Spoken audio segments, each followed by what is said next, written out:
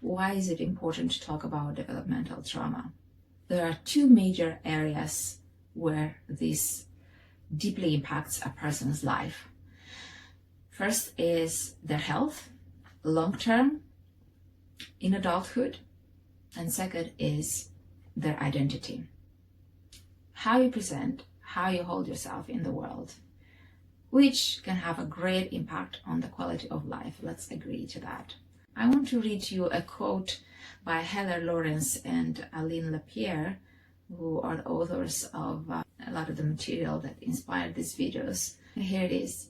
When there is early trauma, the ensuing biological dysregulation forms the shaky foundation upon which the psychological self is built. The degree to which we feel received, loved, and welcomed into the world makes up the cornerstone of our identity. What does it mean to be received, loved, and welcomed? It means to have this connection, to connect to another human being. When our capacity for connection is in place, we experience a right to be that becomes the foundation upon which our healthy self and our vital relationship to life is built. The connection survival style that I have described in a previous video, and that is the basis of this dissociative lifestyle, develops as a way of coping with early shock or with developmental and attachment trauma, and as a result of feeling basically unloved, unprotected, and unsupported in the first stage of life. In reaction to trauma, infants experience their environment as threatening and dangerous, and their reaction is to cling to others or withdraw in themselves. Their capacity to enjoy life is compromised from the very beginning, and as a result, they do not develop a full sense of self, because early trauma compromises their sense of safety, their right to exist and be in the world, and their capacity for connection.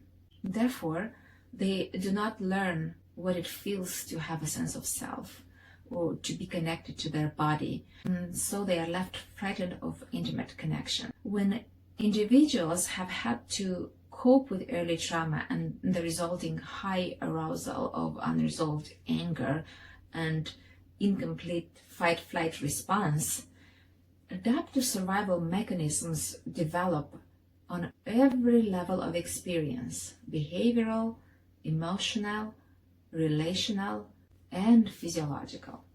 So how often did you hear people say, like, I don't feel like I fit in, or I don't feel like I have a right to be, or I feel out of place here, or I'm shy, I feel very anxious, even if they come across quite confident and seem to be high performers.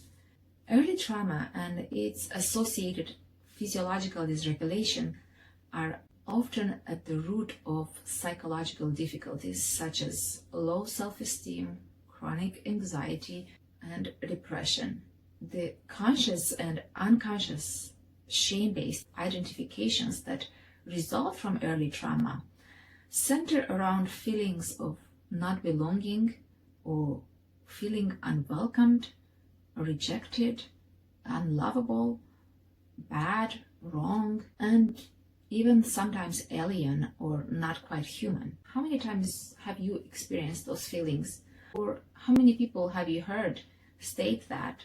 It's a good indicative of that something has happened earlier. So these low feelings and negative beliefs about self as a result of trauma often constitutes the foundation of the identity that the person carries, and often acts out of it without even being aware that might not be true. They often would ask themselves, how come others don't experience that? Or they would often think, if I could only be like her or like him, or if I could have that or that will really change things for me. So I am going to go through 18 questions that describe certain behaviors or experiences that can be directly linked to early childhood trauma. Before I do that, here's another quote by Lawrence Heller and Aline Lepere. Developmental trauma may well be one of the most important public health issues in the world today. And I wouldn't blame you if you find that exaggerated, except it's actually not. The questions that I'm going to read to you will reflect that to a great degree, but also they correlate very well with the ACE studies and the ACE test that has resulted from it.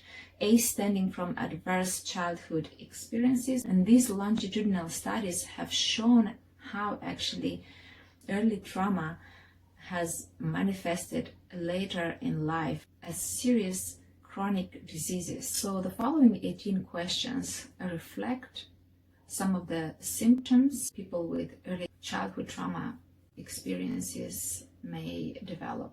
You can answer yes or no. So if you get a piece of paper and a pen, and potentially using it then as some trailheads, as something to maybe look at closer. Ready? Do you prefer to recharge your batteries by being alone rather than with other people? Yes or no? Did you need glasses at an early age? Yes or no?